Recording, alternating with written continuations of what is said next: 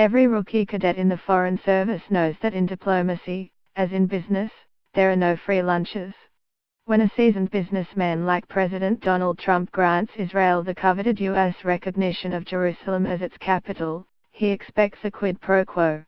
That is why Prime Minister Benjamin Netanyahu ordered members of his government to lie low and, to the extent possible, abstain from crowing over the expected news from the White House.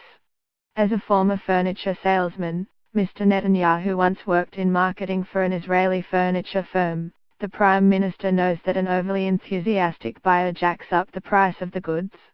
He can assume that Mr. Trump will not risk upsetting his Saudi clients over the sensitive issue of Jerusalem, holy to both Muslims and Jews, just to please his Jewish and evangelical supporters/constituents. No one gives away such a gift, and with a 50% discount, at that. Mr. Trump's envoy Jared Kushner, speaking on December 3 at the Sabin Forum in Washington, indicated that his father-in-law's administration was preparing another pricey gift for Israel.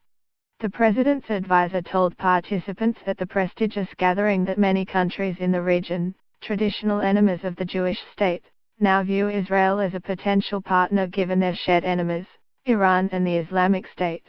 He noted that the U.S. Mideast peace team, which he leads, was focusing on efforts to implement what the countries in the region want: economic progress, peace for their people. If we're going to try to create more stability in the region as a whole, you have to solve this issue, Mr. Kushner said, referring to an Israeli-Palestinian agreement. The Saudis, Egyptians, Qataris, Jordanians, Emirates, everyone we've spoken with, all view a solution to the Palestinian problem as important. Indeed, with all due respect to Saudi Arabia and the United Arab Emirates, and despite the importance of efforts being invested by the President of the United States, 2 additional partners are needed to advance resolution of the Palestinian problem: Palestinians and Israelis. Shortly after being elected Prime Minister for the first time in 1996, Mr. Netanyahu announced that negotiations with the Palestinians would be based on a simple equation: if they give, they will get; if they don't give, they won't get. In a campaign message prior to the 1999 elections, Mr. Netanyahu accused the left wing of abandoning the principle of reciprocal peace. He pledged to renew negotiations with the Palestinians over Israel's permanent borders right after the elections. Almost in the same breath, he promised to prevent the establishment of a Palestinian state with Jerusalem as its capital.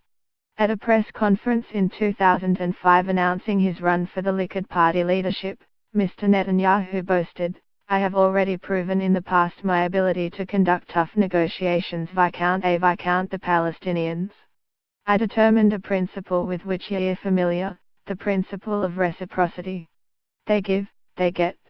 By insisting on reciprocity, I stopped the wholesale compromises over the land of Israel.